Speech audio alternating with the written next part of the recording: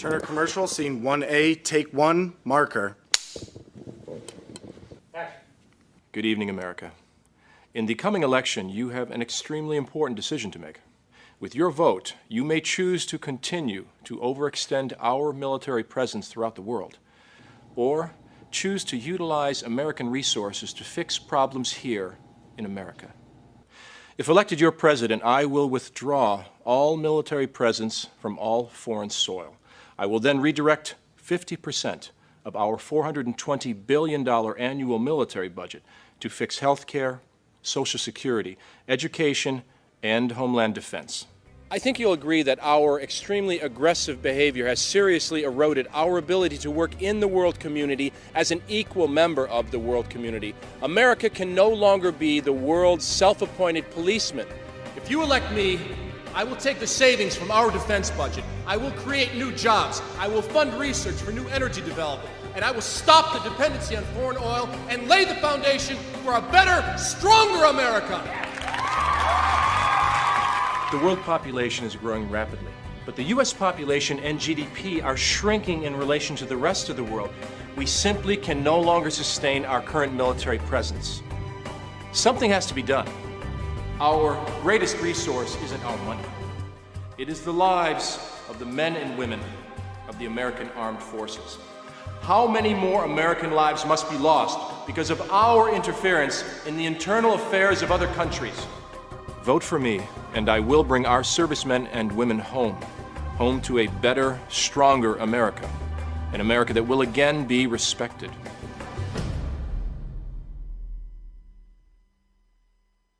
Could this actually happen? What if America withdrew its military presence from around the world? While the US is one of the most indebted countries, their military budget is larger by 2/3 than Russia, China, and all other potential US enemies combined. How much can America spend? And for how long? As the world is adding about 1 billion people every decade, most traditional US allies are turning their backs on the once indispensable superpower. So, if one day a presidential candidate advocated a complete withdrawal from all foreign countries, would the Americans vote him in? Recent polls show that most Americans would like to see their budget spent on deficit reduction, medical care, or simply not spent at all and returned to the taxpayers. Would this be the right thing to do? And what about the other countries? What would happen to them? What would the world be like once America is gone?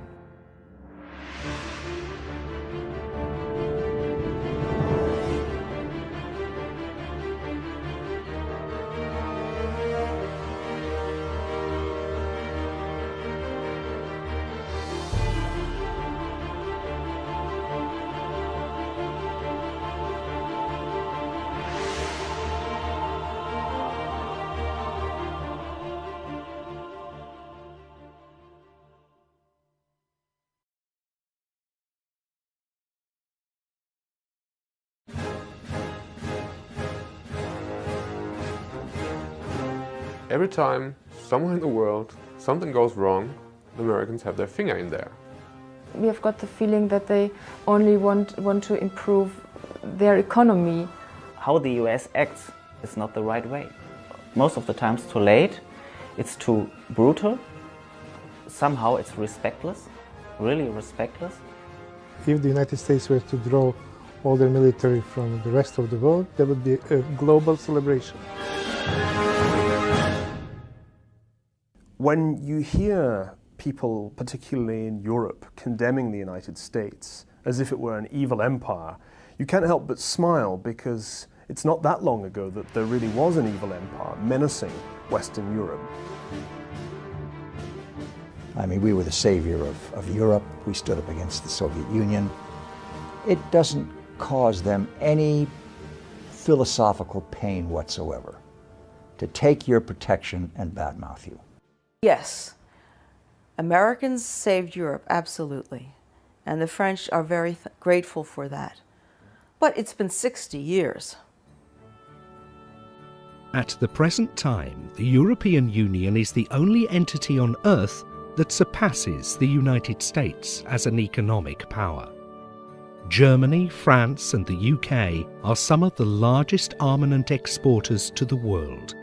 Despite all the peace and prosperity, there are still almost 100,000 American troops in Europe, scattered in hundreds of bases hosted by the 27 American allies. So should one day the US pull out, is the United Europe ready to care for their continent?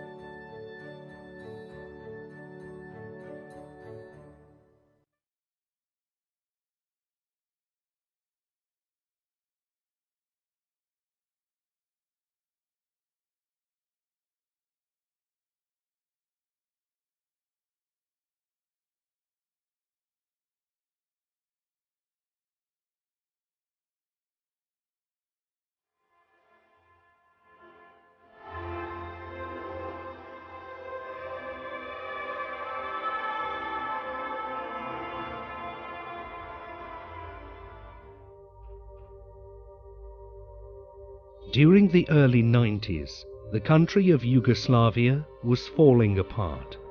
Over 2 million people were forced to relocate, and 250,000 lost their lives in the biggest genocide since World War II.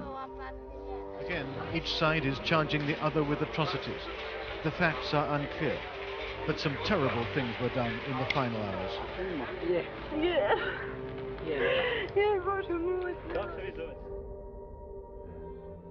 Bosnia was one of the 6 provinces that once made the country of Yugoslavia. By 1991, 2 of these provinces, Slovenia and Croatia, broke off to become independent countries. Shortly afterwards, some of the Bosnians also wanted to become independent, but unlike Croatia and Slovenia, Bosnia was very ethnically mixed between Orthodox Serbs, Muslim Bosnians and some Croats.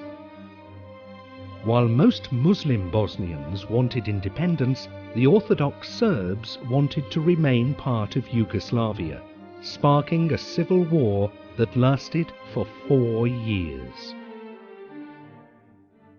As the Belgrade government was no longer trusted to be efficient and impartial, small gangs of ultra-nationalist Bosnians, Serbs and Croats simply decided to clean out their townships of other ethnicities.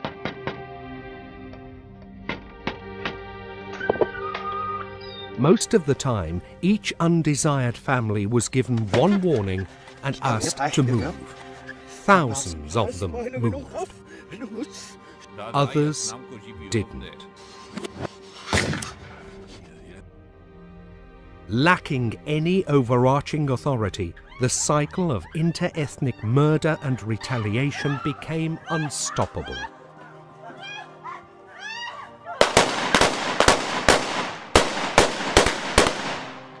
Soon, the once tolerant majority that still considered themselves Yugoslavs became non-existent. Everyone had to take a side, simply trying to stay alive. Walking the streets of Sarajevo, the bombed-out buildings remind you every step of the way of the atrocities committed here. U vreme agresije na Bosnu i Hercegovinu, zašto se Amerika ne angažuje? Za Ameriku je mnogo značajnije šta se događa između Palestine i Izraela, u Irskoj, Severna Koreja, Irak, Iran, nego Bosna i Hercegovina. I u krajnjem Amerika je prepustila Evropi da reši sukobe na prostoru Balkana. For the first year of the war, next to nothing was done, other than meetings and negotiations. By 1992, the French, British and Dutch sent peacekeeping troops under the United Nations command. Hello, hello, hello. However, they were not allowed to shoot at anyone, not even in order to protect civilians. There were very few people in the governments in Britain and France at that time who were prepared to say that Serbia was the principal aggressor. And so for that reason, I think we must look back on the 1990s as a kind of second age of appeasement, rather like the 1930s, with the difference that they were appeasing not a truly tyrannical figure like Hitler, but a petty tin pot dictator in the name of Milosevic. Germany, the largest, wealthiest European nation, did not send any troops at all. Ja, also das ist eine Schuhnummer zu groß für Deutschland, dort groß mitzumachen. Da haben sie gar nicht die militärischen Ressourcen für. Mal zurück zu dem Problem, warum haben die Europäer so lange gewartet, bis Millionen von Menschen ermordet waren in Bosnien? Die Interessen der einzelnen Länder ist zu egoistisch. Es ist kein gemeinsames Sprachrohr da. Jeder sagt seine Meinung und die sind sehr unterschiedlich. And as for the Americans, for once they were not doing anything either. Concerned with containing Saddam Hussein, the Washington consensus was that Europe will handle it. They were not facing Hitler or Stalin, but a civil war in a very small Balkan country. By 1995, the atrocities were getting worse and worse. In the summer of that year, the Serbs mobilized hundreds of soldiers in order to round up and eliminate the Muslim civilians in the town of Srebrenica. Hours before the Serbs arrived, most men tried to escape in the woods, while the women and children stayed behind. Among them, Ivandić Fedila, whose son decided to flee. On me je poljubio I dok me je ljubio drhtala mu brada I govorio mi ne mama, nemoj se brinuti za mene, ne mama, nemoj da plačeš ako se meni nešto desi.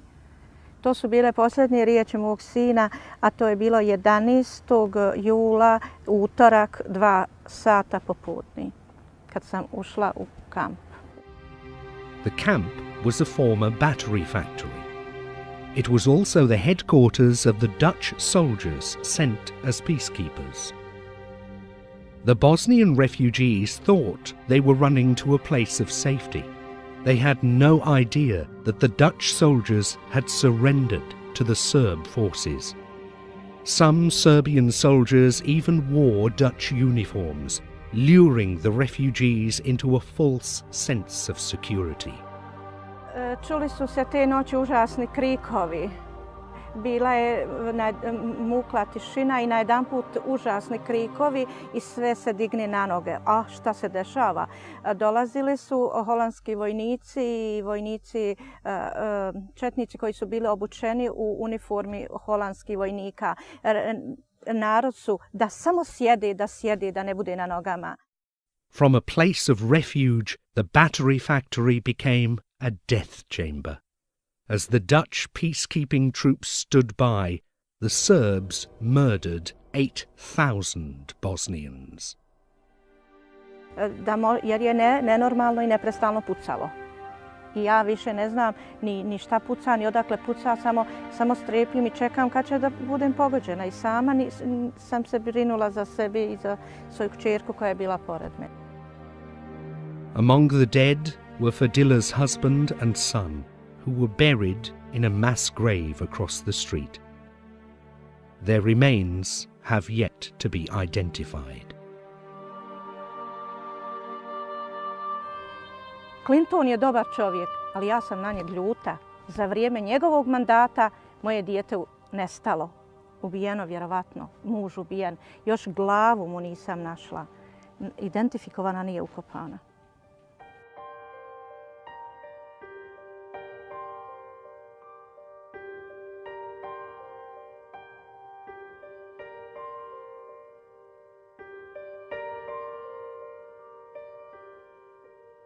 The European people, the European governments really waited a little bit too long. And I think if the Americans wouldn't have come, the killing would have, go on and on.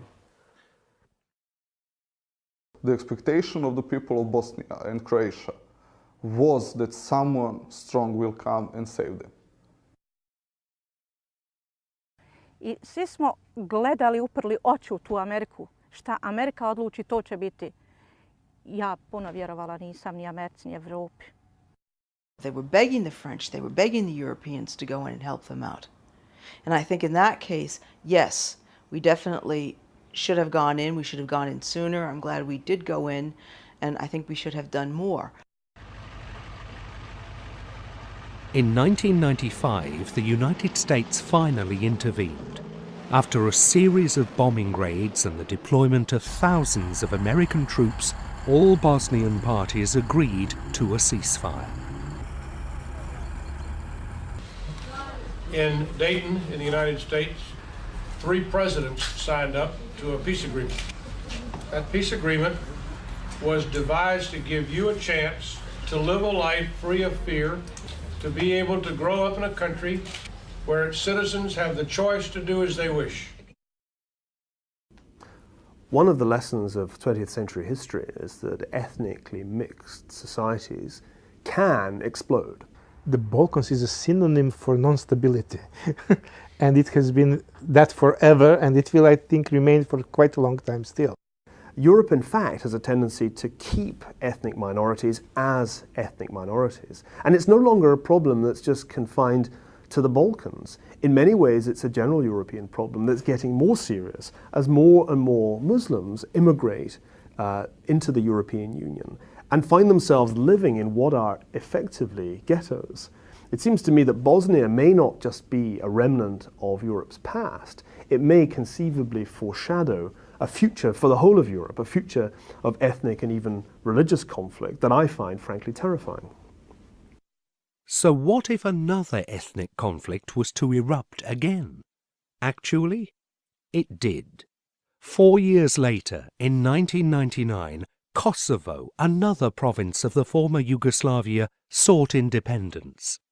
Historically a Serbian province, Kosovo had an 89% Albanian language population, while the Serbs only made up the remaining 1/10. Hoping for a Serbian revival, President Slobodan Milosevic shut down all Albanian language newspapers and universities. Što se I danas kao nekad protiv Srbije udružuju njeni neprijatelji van zemlje sa onima u zemlji. Njima poručujemo da uopšte nismo plašljivi, da u svaku bitku ulazimo. What was happening in the region was mainly the responsibility of Serbia policy, and it was a fight for territories, you know, and you cannot, it's very hard to occupy territories with diplomatic means. You have to use force, and Milosevic used force. There was a strong opposition to war here. And it was not only in the sense that we were protesting and so on, but it was visible in the low response to mobilization. He could not find soldiers for his armies. Faced with second-class citizenship, the Albanian Kosovars claimed their independence. This again triggered a policy of ethnic cleansing on a massive scale. This time, the United States did not wait for a European response. The US gave the Serb leaders several ultimatums. Then, the NATO forces systematically started to bomb Serbia, taking out bridges, power plants, and factories. After 71 days of bombardment, the Belgrade government agreed to withdraw their forces from Kosovo. When NATO began to wage war against what was left of Yugoslavia, I was aghast, because it seemed to me, for all kinds of reasons, to be a radical departure from the entire post-war order based on the United Nations Charter, because this was an intervention in the internal affairs of a sovereign state. Kosovo is a province. If I could choose, you know, I probably would choose that no one intervene in Serbia. Probably, I think that we must solve our own problem. That's natural. I cannot support those things. Of course, it's bombing. It's you know, many people were killed. Many children were killed during the NATO bombing. You know, because of the mistakes. Well, you need mediators in some kind of conflicts. When people cannot agree on something, there is There is a necessity for a mediator. But does this mediator has to have arms or impose? This is not a mediator. This is solution-bringing party. And this is not something that is appreciated by any side. And when you look at this region, especially the Balkans, you see that what we have now is that we have no more conflicts because of the presence of the mediator, armed mediator, peacekeepers as they call themselves. But in fact, if they leave, the conflict is not solved. We are in Kosovo for the same reason you are here. Some things are worth fighting for. A future not dominated by massive killing of innocent civilians because of the ethnic or racial heritage they were born with or the way they worship God. Military intervention by the United States was most probably an attempt not to repeat the same mistakes and go into the long, like 3.5, 4 years, war on the territory of Kosovo, but to stop it in time. I and those who were critical of President Clinton and indeed of Prime Minister Blair were actually wrong. This was the right thing to do. The imperialism of human rights is in many ways the most desirable kind of imperialism. So what would have happened if the United States had not intervened in the Balkans? And what did the European nations learn from this war? I think that today's last two Bosnians would trying to find each other within the territory of the country, trying to kill each other. And in Brussels, in Paris, London, Moscow, they were still arguing about, yeah, but I'm not quite sure how is the way to approach the problem and things like that. And most probably today in the afternoon, that four last would catch the last one, and then the war would theoretically be over. I mean, somehow, you know, these days. If the Bosnian wars were to begin again, or if Kosovo were to blow up again, I think there is next to nothing that the European Union could credibly do to stop it. Nothing has really changed in the past 10 years. Europe is still a military pygmy, and even although certain European countries have military capabilities, they're almost wholly incapable of pulling those into any common European force. So one of the things that completely hasn't been solved in the past decade is the Balkan question. It's been put into cold storage, but it seems to me quite easy to imagine a recurrence, particularly in Kosovo, of the problems we saw in the 90s. And at that point, you can be sure that after 3 or 4 years of dithering, it'll be once again a case of turn to Uncle Sam for help. The Europeans have said for several years, for at least the last 5 years, their intent, their determination to create a European strike force, a European-only force that can take action without the United States. The problem with the European strike force is that in Europe you're dealing with a generation of Europeans who have become used to U.S. military forces as being the backbone for their defense. And they've allowed military spending and the development of military forces and the willingness to serve in the military to really seriously deteriorate.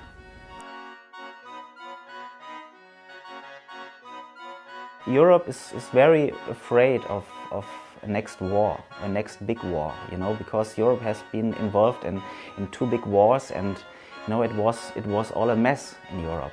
I think especially the Germans are afraid of what could happen if, you know, if we interfere, and they might fight back, and what happens then?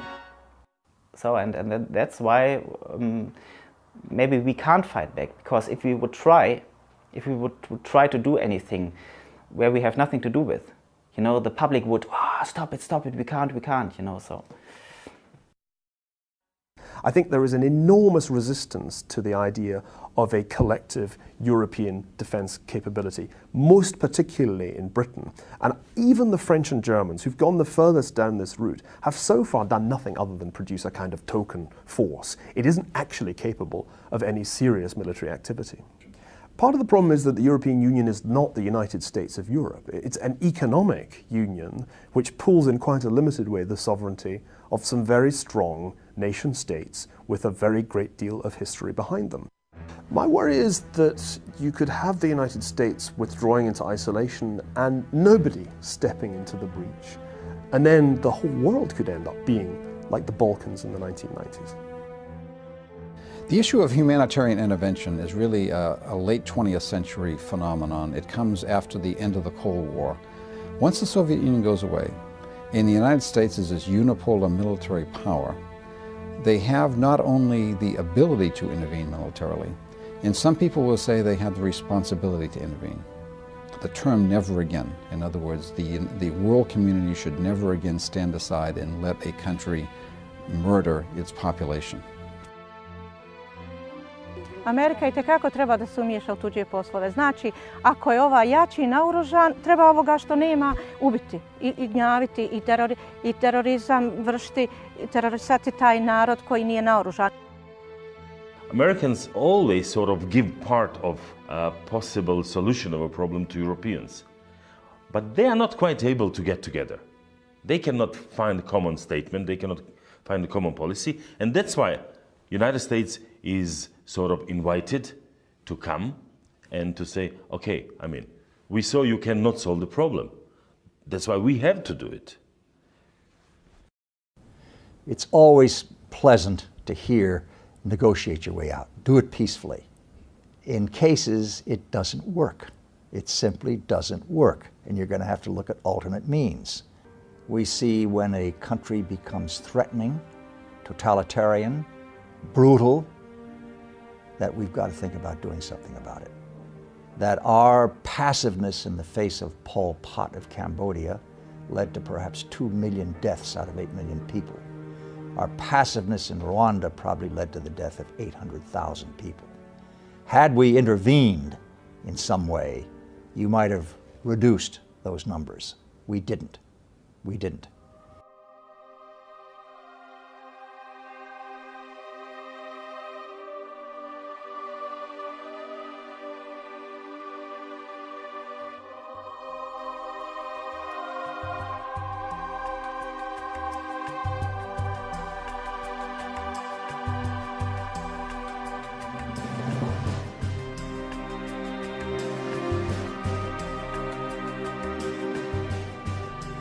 We invade sovereign nations. We topple governments. We manipulate economies because they don't serve our needs.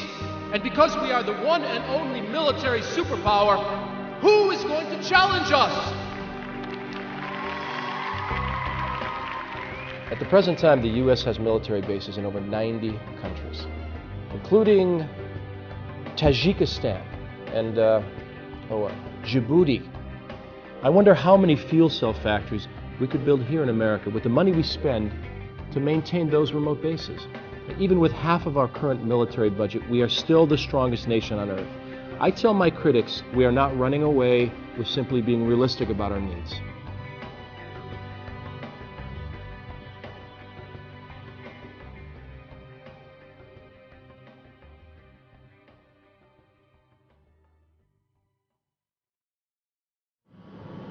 Major combat operations in Iraq have ended.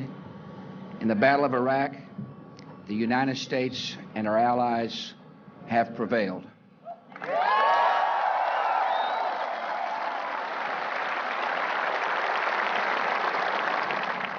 Where freedom takes hold, hatred gives way to hope. When freedom takes hold, men and women turned to the peaceful pursuit of a better life. American values and American interests lead in the same direction. We stand for human liberty.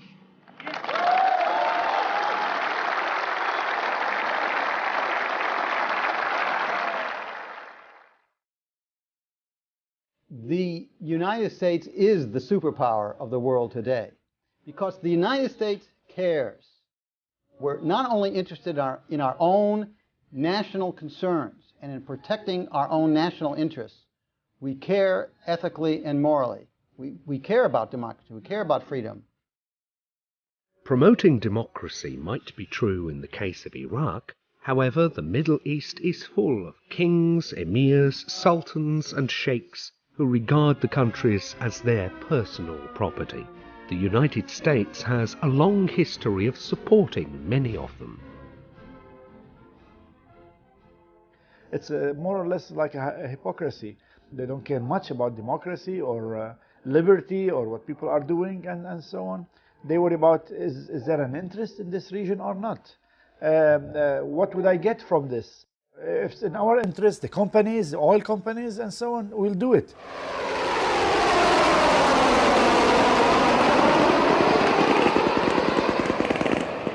If America were in the Middle East for oil, there would be nothing new about that. Throughout history, all empires conquered territories in order to control their resources. Some would argue that the same thing happens today. Petrol is the most strategic resource, and the US is by far the largest consumer. We'll have a look at one of the most oil-rich countries in the world, a small country that, like many others, was conquered for its wealth. In Kuwait here, we never thought we had an enemy because we're always a peace-loving people. The reason Saddam Hussein invaded Kuwait was oil. If Kuwait was an agricultural country, he wouldn't come near us. To him, it was simple greed. And we thought as Kuwaitis that once Saddam did the invasion, that all the other countries will start to come to our rescue. And this was the sad awakening. They didn't. As a matter of fact, some of them took sides with Saddam. The alternative was to go to a superpower. The United States was the alternative. In 1991, the United States, together with a coalition of nations, drove Iraq out of Kuwait. Today, Kuwait has almost no military of its own, and thousands of American troops on its soil. Does that mean that their oil is plundered?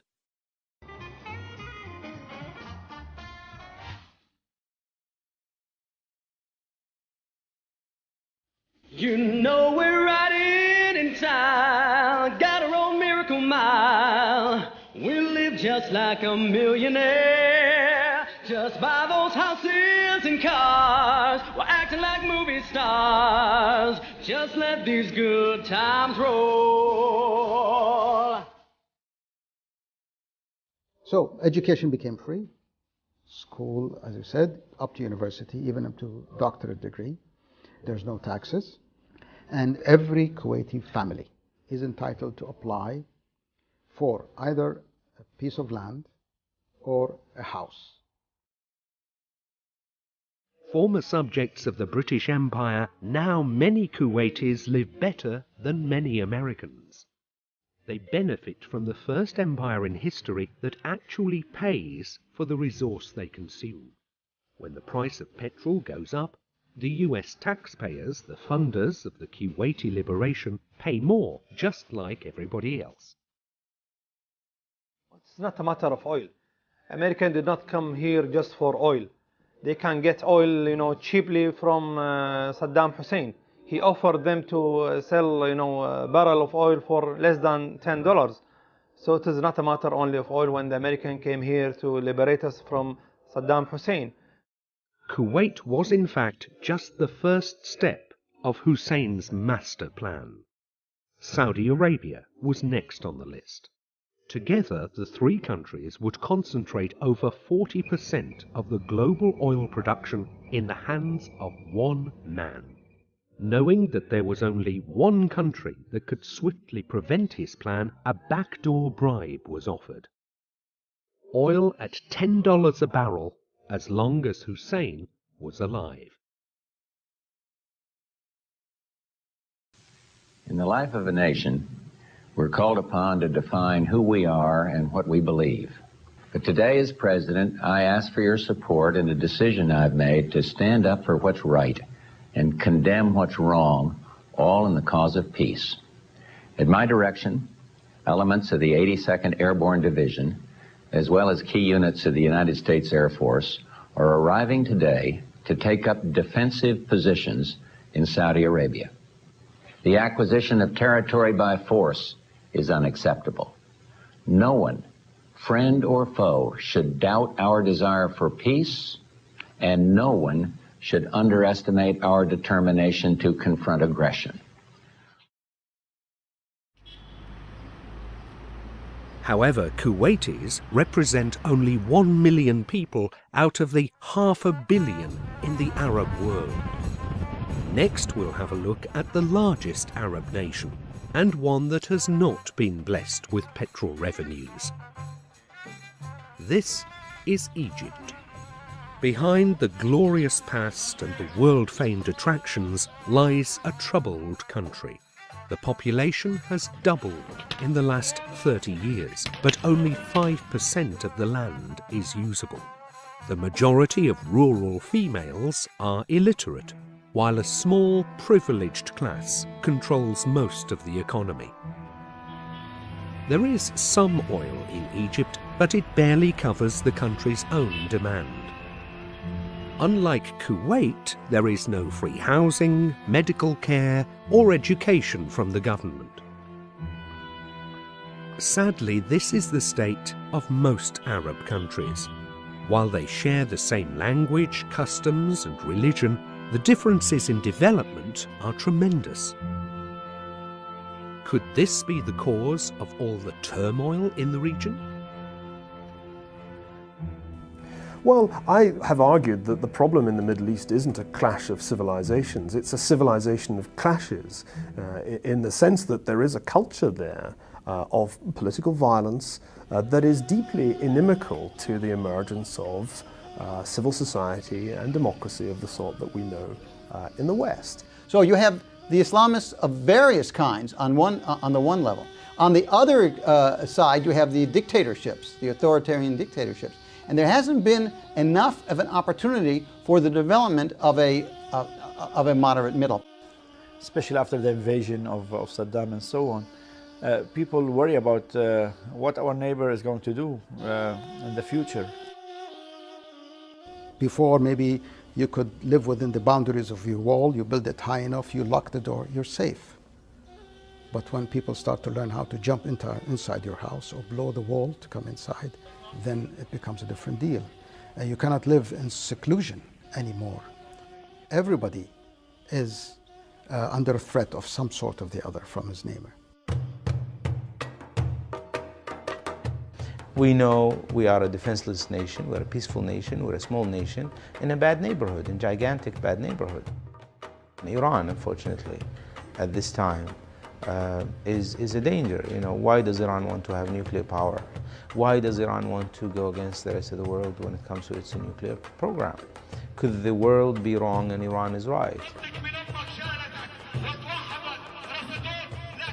In order to be fair, in order to please the people of this region, you have to tell the Israelis probably to leave at least part of the region that they occupied.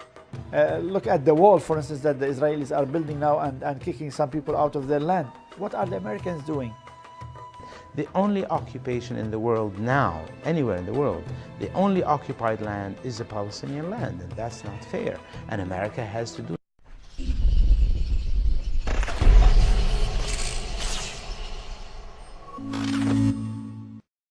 something about it.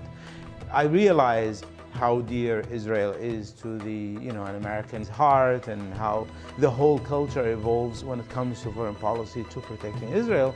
But you cannot just run the world the way you like it to be. And as a friend of America, I think that it's time for America to address such a coral issue. While the Middle East is a powder keg, none of these countries pose a direct threat to the United States, which still has to pay the full price of petrol. In 2009, by open bid, the Iraqi government divided the lucrative Halfaya oil field between China's National Petroleum Exploration Corporation, Total of France, and Petronas of Malaysia. Schlumberger, the German oil giant, was also awarded a multi-million-dollar West Corner exploration deal. None of these countries sent any troops to Iraq to fight insurgents. American and UK firms have been awarded a minority of oil contracts with no preferential treatment. Oil is the point why the Americans start the war in Iraq. and it is the oil that that people get killed for over there. We know that oil is a real problem for us. We have to stay at peace with countries who have oil resources.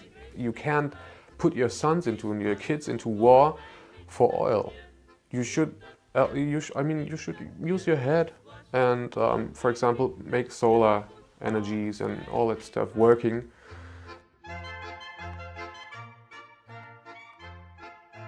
In fact, most Middle Eastern oil does not come to the United States. It goes to China, Japan, and the European countries that have almost no production of their own. Europeans have a long history of hypocrisy when it comes to the Middle East. The Europeans need stability in the Middle East. They're as dependent, indeed more dependent on Middle Eastern oil than the United States. But they don't want, at least they don't all want, to pay the quite heavy price of trying to stabilize that region. So when Europeans bleat about American policy in the Middle East, you need to take it with a large grain of salt. And frankly, they don't see a threat to Middle East oil resources. The Europeans, I think, would like to do work in the Middle East as a business proposition. They're not considering the democratizing of regimes throughout the Middle East, as the United States is doing. They'd much rather try to hold a lid on and just see the Middle East as a source of oil, I think.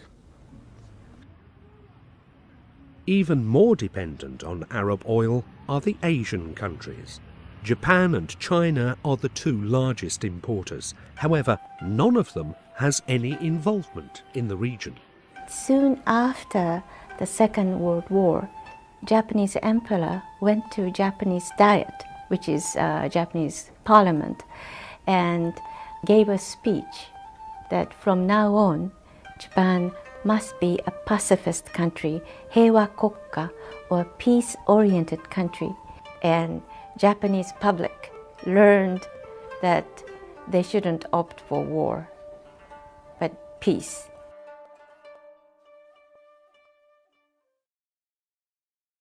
China is in the midst of a really vast transformation in its dependence on oil. 20 or so years ago, China was an oil exporter. Within the next 20 years, they're going to be a massive oil importer.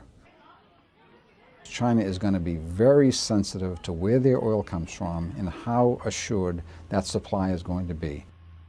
It looks like they cannot do but rely overwhelmingly on the Middle East. To get Middle East oil, they need to be assured that the sea lines of communication with the Middle East are open. Right now, the sea lines of communication are open because of U.S. naval power. We don't think that it's fair for us to just, keep the oil flow going and the rest of the world is just sitting idle and buying oil and not doing anything about keeping the stability and the peace in this region. Therefore, we think that it is a must for America and the rest of the world to really interfere in this region to keep the stability and peace so as the oil could keep on flowing. So if the United States is not the main beneficiary of the Middle Eastern oil, how long will they continue alone to pay the price of involvement? Let me say that what the United States is doing like an antibiotic. You cannot live on antibiotic for life or for good. You have to let these societies settle down, solve their differences and so on. You cannot keep this external factor for good. For instance, if a society, like the Iraqi society now, we're saying that the moment the Americans would withdraw, maybe things would look worse. Maybe things would be worse for some time. But then the leaders of the Iraqi society or community would sit down and say enough is enough, like what happened in Lebanon, for instance. You cannot go on with civil war for good. You cannot stay there and say we are there to protect the world, because you are there, you are spending money, your own soldiers or children are dying every day, and people are not very happy with you. It doesn't make sense.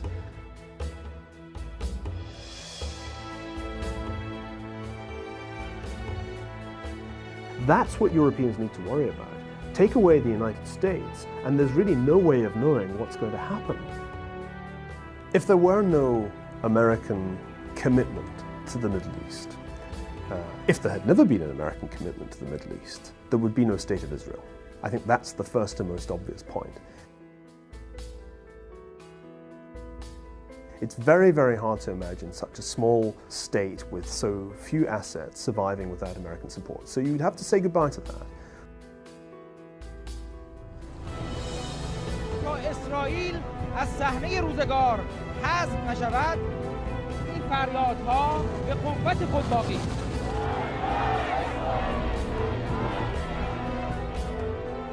Sooner or later, Israel's enemies, including the current regime in Iran, would be able to wage a war against it that the Israelis would only be able to win at a colossally high price. So that's number one. Number two is, what would the various states in that region do to one another, absent the United States? We know that Saddam was capable of waging war against two of his neighbors because he not only invaded Kuwait, but before that he went to war against Iran. We know that Lebanon was ripped apart by its neighbors and turned into a puppet state by Syria. The list goes on and on. And if you take away the United States from this story, it seems to me you don't just have the destruction of Israel, but you then have the self-destruction of the Arab world. It's a very, very volatile part of the world, and it seems to me that those who blame the problems of the Middle East on the United States or on the colonizers before the United States are completely missing the point.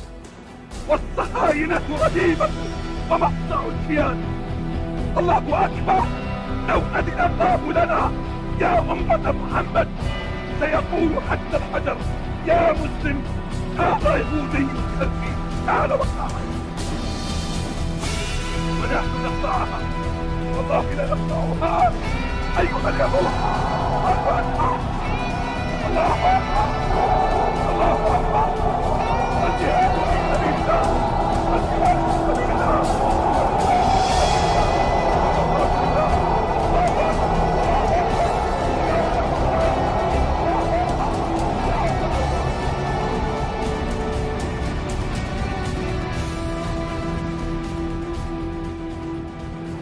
The next regional superpower in the Middle East is clearly Iran. Iran is the principal beneficiary of America's generous destruction of its principal rival, Saddam Hussein's Iran. And I think the ambitions of Iran for regional dominance are to be underestimated at our peril.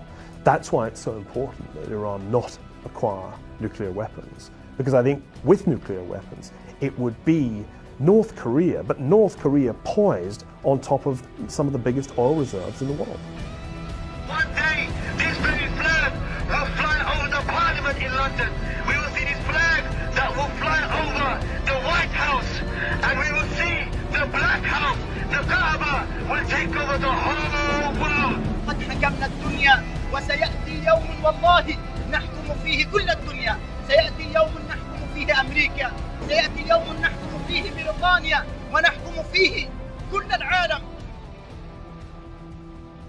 Just imagine that those groups, Al-Qaeda for example, take over the power in any country in Saudi Arabia or trying to threaten the situation and the security in the Gulf. So I'm sure that will threaten that flow of oil or export of oil to Western countries.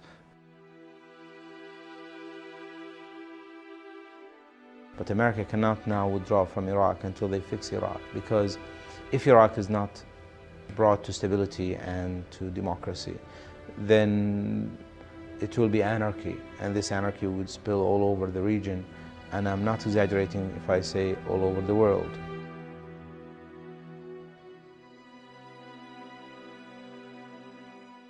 An interruption in Middle East oil production and flow would have immediate severe economic dislocation throughout the world. Economy in every level will be affected. Our allies in Europe would be the first to suffer, but certainly the Asians would suffer, particularly Japan right now, and the future China as well. And we don't understand that this is a globalized economy. So you can't sit there and say, oh, you guys have got problems. We can avoid it. We can't, because oil is an international market. And it doesn't really matter where your oil is from, but if the biggest oil center isn't producing, everybody suffers.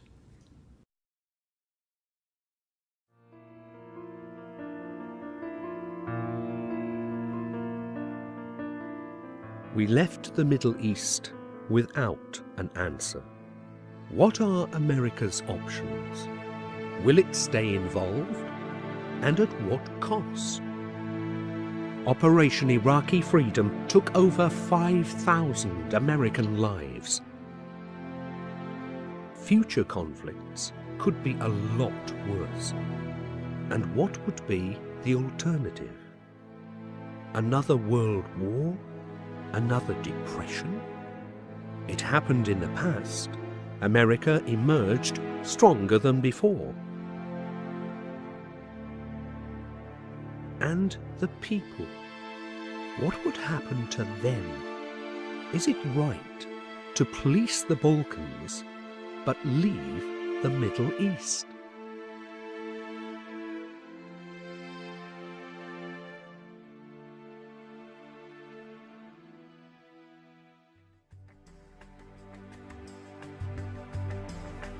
Well, I think the problem is pretty simple.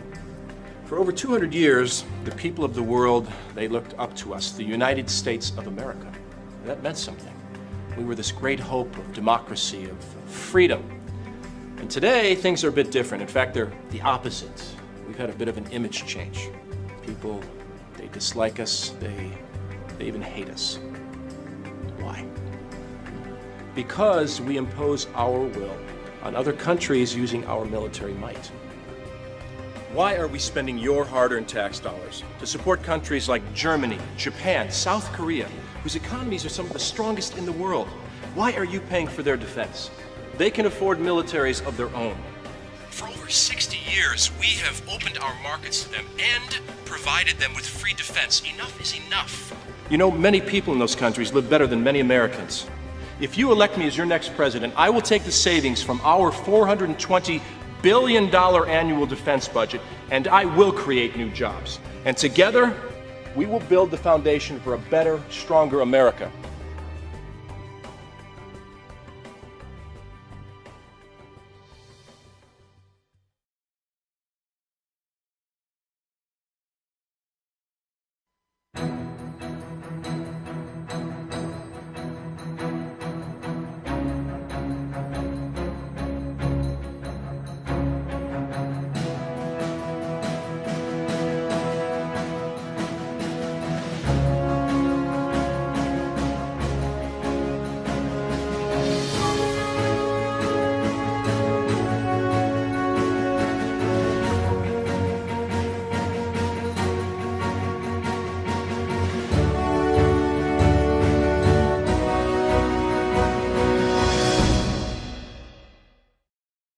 The wars of Asia have been over for more than 50 years.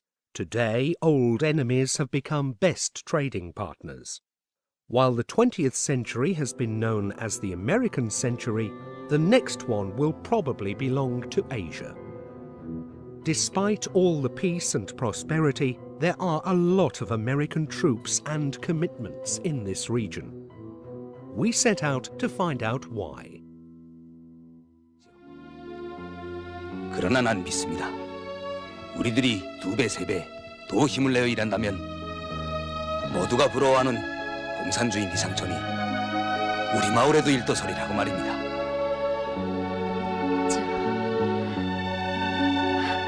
저도 뭔가 힘장하는 것 덮고 싶군요. 고맙소, 네 양동이.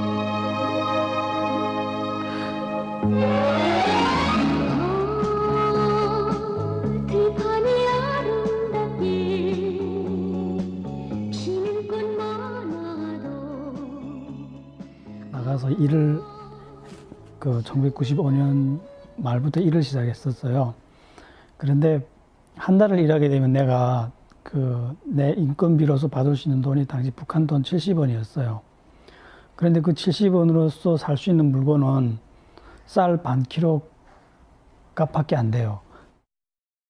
제가 떠날 당시에 우리 집에는 모든 재산과 식량이 식량과 바꿔 먹을 수 있는 것들이 전부 다 팔려나갔고 더 이상 식량과 바꿔 먹을 수 있는 재산이 없었어요. 그래서 먹고 살기 위해서 탈북하게 됐어요.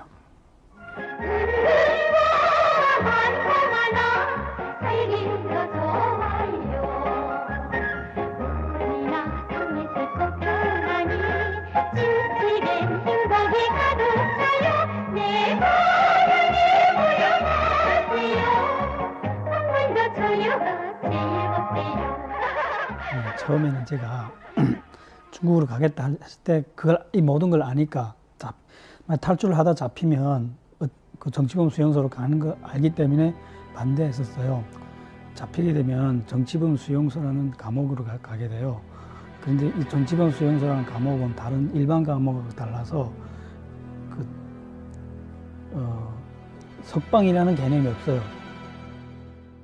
우리 아저씨가 외국에서 편지했었는데 군화라는 별나게 본 적 안 돼. 어떻게? 내가 살아있는 동안 온갖 향락을 다 누려야지. 야, 왜 점점 그리 돼 갈까? 참 한심하지. 희생된 혁명선열들이 지금 살아있었으면 뭐라고 했을까? 그래서 넘어올 때 만약 잡히게 되면 자살할 걸 각오하고 넘어갔죠. 저뿐만 아니라 많은 사람들이 다 그래요.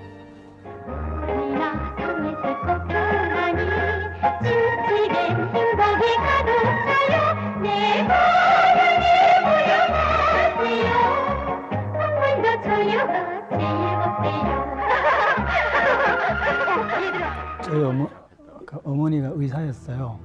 잡히게 되면 몸 안에 있는 모든 자살할 수 있는 도구를 뺏기잖아요. 그렇기 때문에 어머니로부터 도구 없이 죽는 방법을 배웠어요. 이렇게 머리로 올라가는 양쪽 동맥을 동시에 누르게 되면 사람이 죽게 돼요. 고통 없이 죽게 돼요. 그 방법을 배우고 나왔어요, 어머니한테서.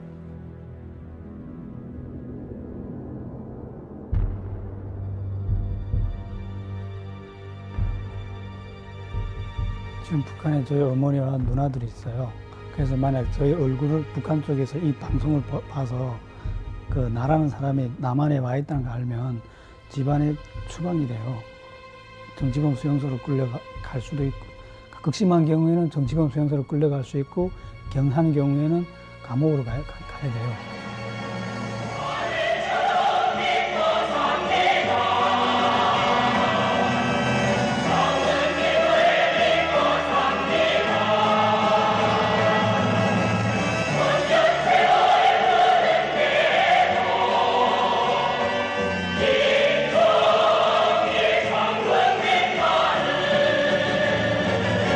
뿐만 아니라 모든 탈북자들이 바라는 것은 미국이 북한에 대해서 무력으로 공격해서 김정일 정권을 제거해 주기를 학수고대로 바래요. 백성들은 저항을 안 해요. 왜냐하면 이전 북한 백성들은 다 알거든요. 김정일 정권이 나쁜 정권이라는 걸 알기 때문에 김정일 정권이 허물어지길 바라기 때문에 저항을 안 해요.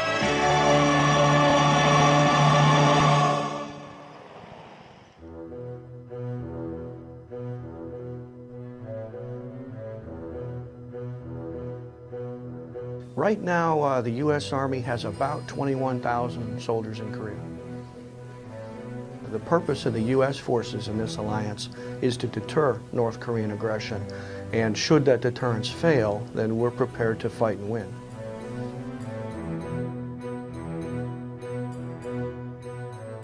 North Korea is as big a threat as a madman with a nuclear bomb can ever be. That's to say, an almost unimaginably big threat. The regime in North Korea is the craziest in the world, it's the least predictable in the world, it's probably the most unstable in the world, and nobody knows what's going to happen next. It could collapse tomorrow, it could go to war tomorrow, it could wipe Seoul off the face of the earth tomorrow. In that sense, there's no bigger threat to global security than North Korea. They've made numerous incursions across the demilitarized zone. They've made attempts to assassinate and been successful in killing many South Koreans at various locations around the world. He blew up half their cabinet in Rangoon in 1983. He sabotaged K-858 in 1987 with 115 South Koreans on it. He sent down assassination teams to take out the president. These are violent people. While the menacing North sounds impressive, South Korea is twice as big in terms of population, and their economy is 20 times larger. More than that, they benefit from the latest American weapons, and they seem very motivated to preserve their way of life. So why can't they defend themselves?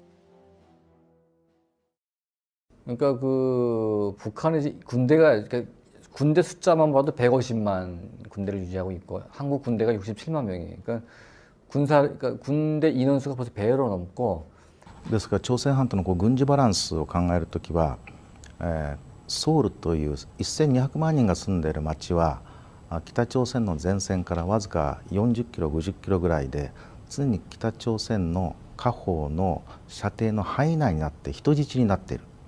게릴라 부대만 30만인데 국군의 절반이 게릴라 부대, 북한의 특수부대. 이런 사람들이 일시에 공격을 하게 되면 한국이 아무리 막강한 군사력을 가졌다고 해도 그게 쉽지가 않겠죠. 그러니까 서울을 그냥 밀어버리는 거는 북한이 충분히 수능상이 있다고 생각하거든요. それと常に攻撃を準備して訓練をして特殊目的部隊を持っている方が最初の1日で相手の半分以上を壊滅することができるという. 그러니까 미국의 화력이 빠진 상태에서 쉽지가 않을 거예요. 그러니까 굉장히 위험하죠, 사실 지금 상태에서. The American presence is a deterrent to North Korean adventurous action. It's worked since '53, which is roughly 52 years, so I would say that's a test that it works. If the United States were to pull out from the Northeast arena and leave the region entirely in the hands of China, Japan, and Korea, I foresee a great chaos. Looking at all the regimes the United States has removed, one wonders why Washington has left such a government in power for so long. In 1968, it captured the US Navy boat Pueblo and imprisoned its crew for a year. It has allegedly built a nuclear weapon and starved millions of its own citizens in the process. While the experts debate the effectiveness of the North Korean atomic bomb, Pyongyang is counting on another strategic asset: a treaty of alliance with China. In North Korea, China has a wonderful bargaining counter. It's impossible for the United States to solve the problem of North Korea without China. It's been tried and it hasn't worked. You can't really keep the Chinese out of the equation because the Chinese keep that regime teetering on the brink of collapse, but not quite collapsing.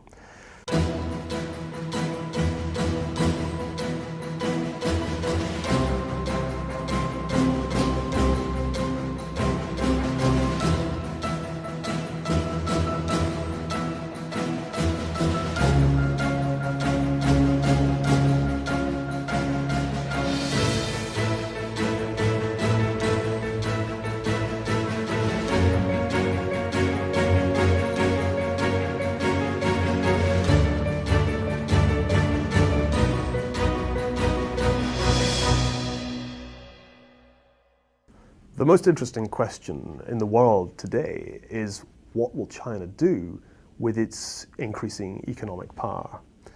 It's an extraordinarily explosive question because when one thinks back to the 1930s, in many ways World War II began with the Japanese invasion of China, not in Europe. Well, I don't think China is content as simply a regional power. China believes that it deserves to be on par with the United States. The long-term goal for the Chinese leadership is to become a dominant power in the region. And as a matter of fact, they said it in public that the long-term goal, strategic goal, is to eject the U.S. influence from the Asia-Pacific region. Well, China is developing the capability to launch ICBMs against the United States. The same capability Russia had during the Cold War. Next 5 to 10 years, they'll have a new missile called the DF-31A, which will be able to hit anywhere in the United States with nuclear weapons. This is a new phenomenon, something that the Americans don't seem to notice. I don't know why we don't pay attention to it, but it's a serious matter. Containing China's rise might be the real reason for the American presence in Asia. Could Washington believe that they will never have to share the world with another superpower? After all, China is reforming, and the small Asian countries are a lot closer to Shanghai than to Los Angeles.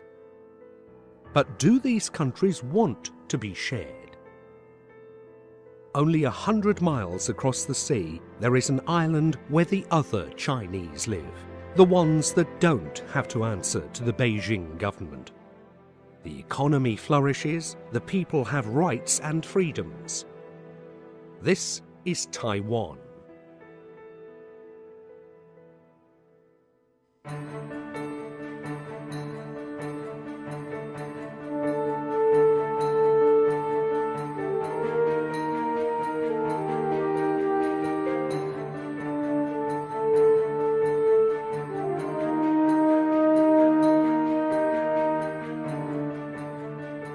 Sometime in the 30s, there was a split in China's leadership.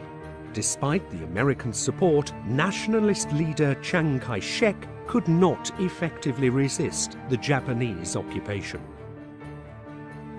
4 years after the Japanese surrender of 1945, after a bloody civil war, communist leader Mao Zedong took control of the country while his archenemy took refuge in Taiwan. The United States continued to support him with weapons in the hope that one day he would retake China from the communists. He never did. After his death, Taiwan became one of Asia's thriving democracies and a prosperous country. China has claimed Taiwan to be part of China, even though Taiwan has been part of the Chinese rule only 4 years of the past century. We believe China wants to forcefully take over Taiwan, wants to incorporate Taiwan as part of their expansionary intentions. This is something that we cannot accept. We worked very hard to build democracy in this country. Many of our party leaders sacrificed tremendously, spending time in prison, family members being murdered, people being exiled to fight for the basic freedoms that we have here in Taiwan. And we will not easily give that up. If China took Taiwan, it's a great opportunity. China could put military bases on Taiwan. They can absorb the military know-how. China could absorb the technology that they've developed here and use it. The most likely scenario that is being discussed at this time is something called a decapitation strike, in which Chinese special forces, along with pro-China elements in the military here and political elements, take the capital Taipei first, and then bring in a pro-China leader, swear him in, and declare Taiwan part of China. We visited a Taiwanese naval base. The superior staff assured us how ready they are to fight for their country.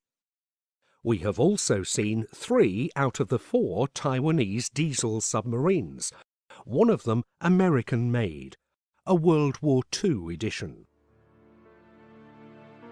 While there is no doubt that this nation is determined to fight, is determination enough? Even with U.S. arms, our calculation is that we cannot defend ourselves more than 2 weeks. The Chinese are quite capable of taking Taiwan. They're really gearing up right now for the United States military. That's what they're gearing up for. That's why they're buying all these ships and building all these planes. They're not doing it because of the Taiwan military. They can take Taiwan. We don't have any military troops in Taiwan, by the way. We don't have any military treaty.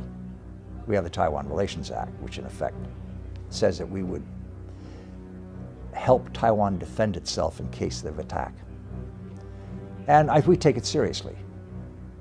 If America said tomorrow, we're not going to support Taiwan anymore, China would just take it. The thing that stops China from taking Taiwan is the United States Navy, and that's it.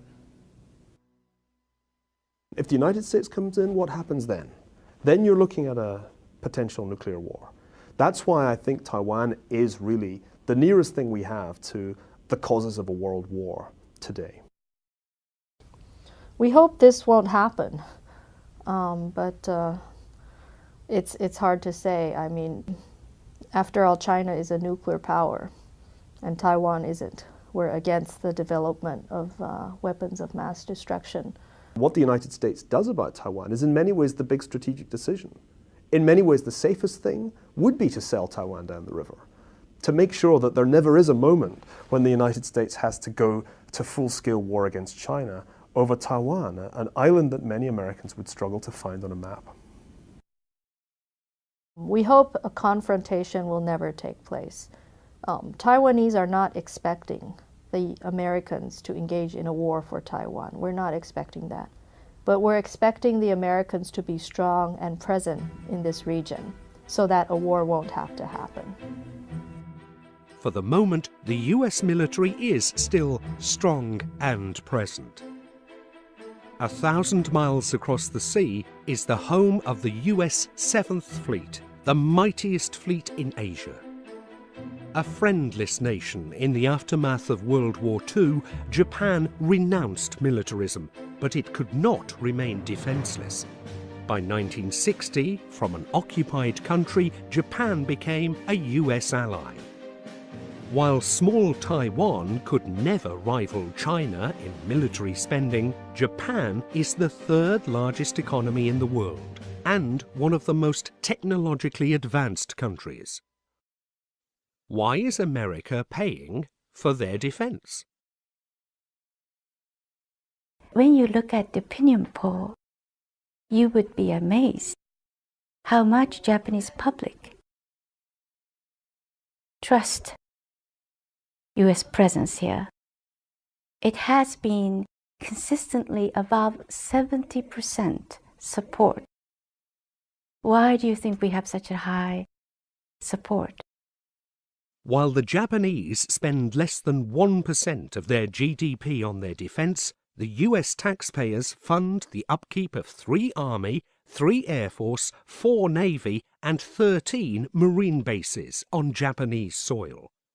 When asked to help in Iraq, Japan sent only 600 soldiers, and even those were not allowed to engage in combat.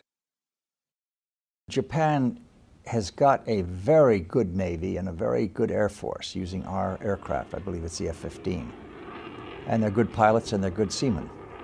They call themselves the self-defense forces, but they have a huge Navy. And they have Aegis-class destroyers. They have some of the most advanced fighters in the world, fighter jets. Japan can take care of itself in many ways. Indeed, Japan has a lot of modern weapons, with the exception of one.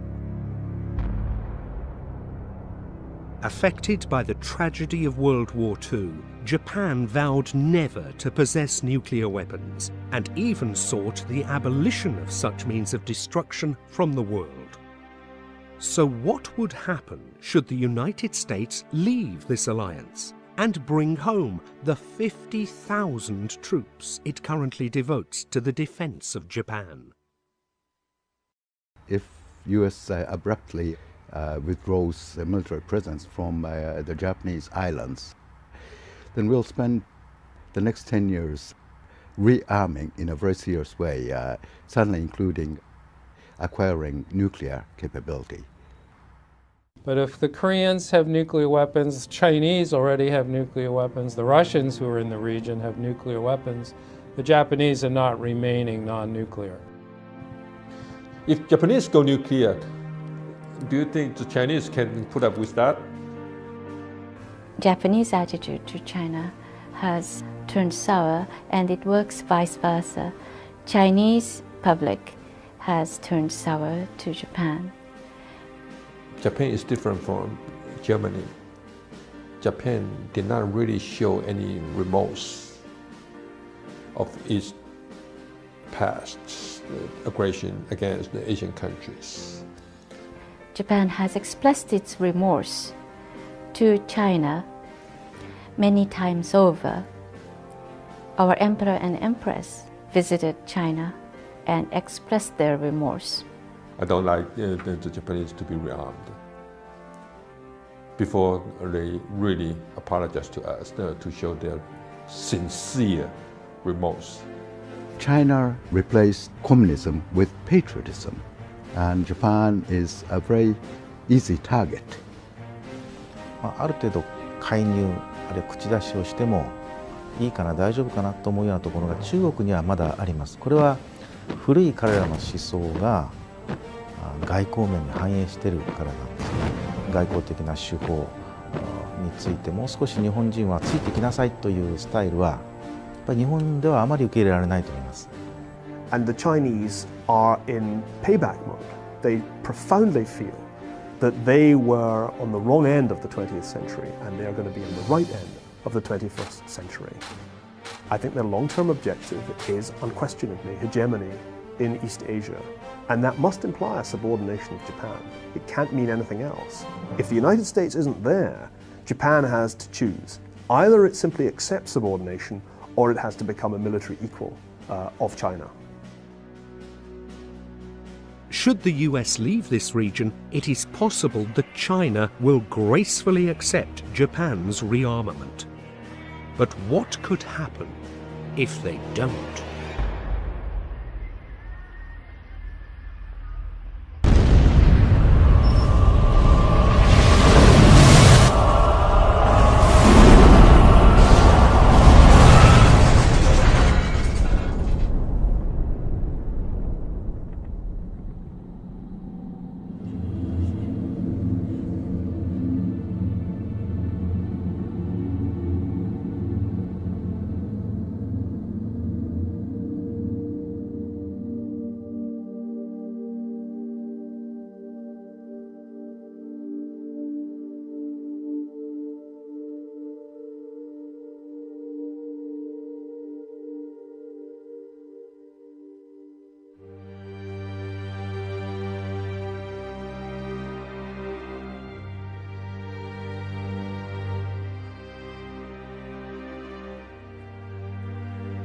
My fellow Americans, it has been 4 years since I asked for your vote, and here I am to ask for it again. Within 2 years of my election, we closed down all foreign military bases and brought home for good all our personnel. American interests in the world continue to be protected, and we are still the mightiest country on earth. We no longer think in terms of axis of evil, nation building, or rogue states. We are just America, a nation among nations, a friend to any country that reaches out to us. However, we no longer interfere in their internal affairs.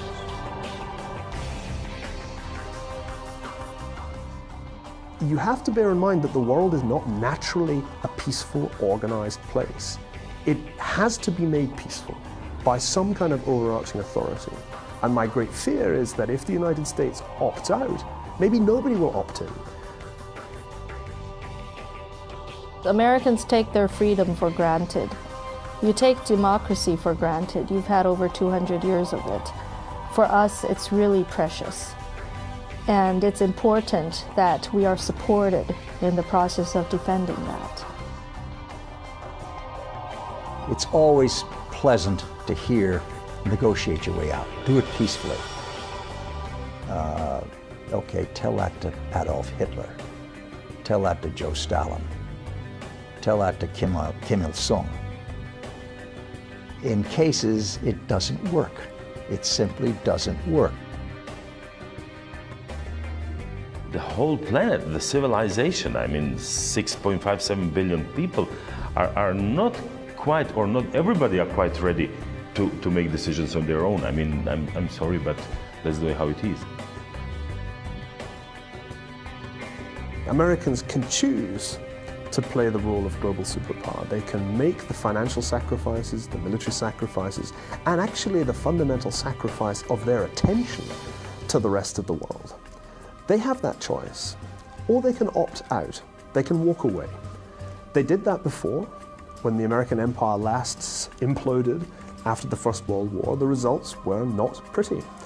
And my hope is that that won't be tried again, and that Americans will accept that, unpopular though it may make them, wielding power is on balance preferable to running away from it.